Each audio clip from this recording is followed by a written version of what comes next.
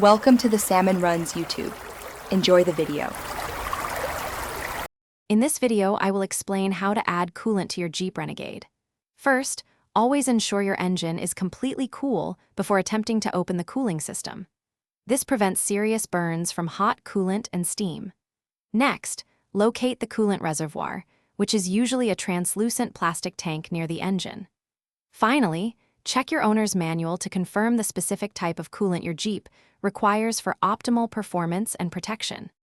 Once you've located the reservoir, observe the coolant level. You'll see min and max lines on the side of the tank. The coolant should always be between these two indicators. If it's below the min line, it's time to add more. A consistently low level might indicate a leak, so keep an eye on it to prevent engine overheating and costly repairs. Now, let's add the coolant. Carefully unscrew the reservoir cap, turning it slowly to release any residual pressure. Pour the correct coolant type slowly into the reservoir, bringing the level up to the max line. Be careful not to overfill it, as the coolant needs room to expand when the engine heats up. Securely replace the cap once finished.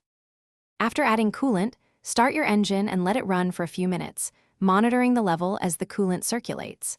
Once the engine cools again, recheck the level and top off if necessary. Regularly inspect your coolant system for any signs of leaks to ensure your Jeep runs smoothly.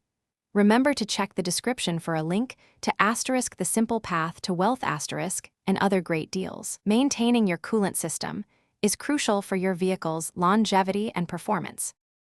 Thanks for watching. Consider subscribing if we helped you.